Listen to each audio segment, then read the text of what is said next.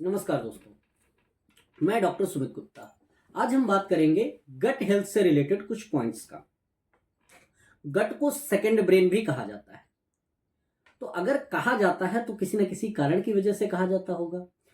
अगर gut health में problem है, कहने का मतलब अगर आपको लगातार एसिडिटी रहती है, खट्टा खट्टा सा पानी आता रहता है, उल्टी करने का मन होता है, डाइजेशन ठीक नहीं है, भूख नहीं लगती है, पेट में अजीब सी मरोड़ ऐठन होती रहती है, कब्ज की शिकायत है, पेट साफ नहीं होता है, कई बार जाना पड़ता है, तो अगर ऐसी समस्या से आप जूझ रहे हैं तो आप एक चीज जरूर महसूस करेंगे कि आपके जीवन का जो रूटीन है वो काफी ज्यादा बिगड़ा हुआ लगेगा।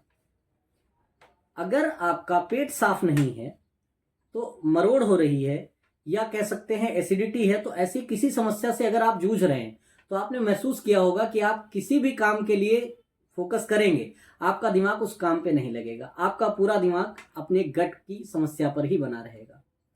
और ये कहा जाता है कि जितनी टोटल बीमारियां हैं, आयुर्वेद के अकॉर्डिंग तो साफ तौर पे ये कहा गया है कि जितनी टोटल बीमारियां हैं उनमें से 80% से ज्यादा बीमारियां हमारे पेट के माध्यम से ही उपजती हैं, पेट के माध्यम से ही उत्पन्न होती हैं।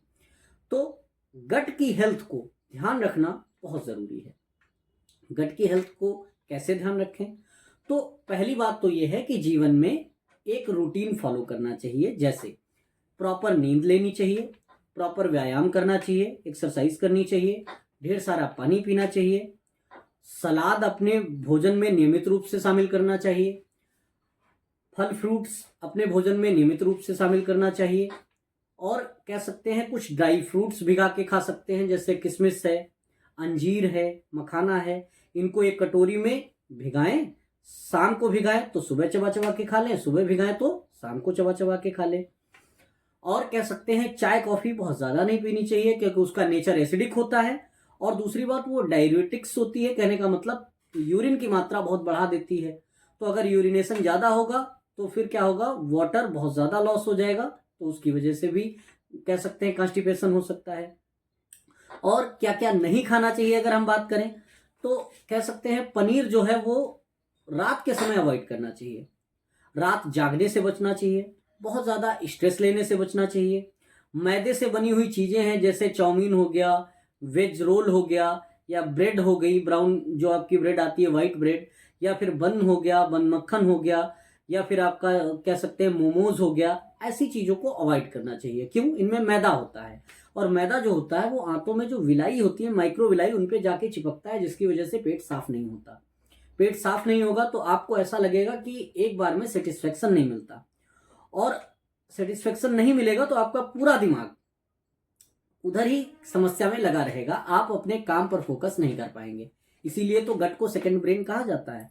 और अगर आप कॉन्स्टिपेशन जैसी समस्या से रूबरू हो गए तो ये काफी लंबे समय तक चलती है, और इसकी वजह से मलद्वार से संबंधित कई सारी बीमारियां जन्म लेती हैं, जैसे कि कह सकते हैं पाइल्स, बवासीर है, फिशर है, फिस्चुला है, ये सारी समस्याएं जन्म लेती हैं।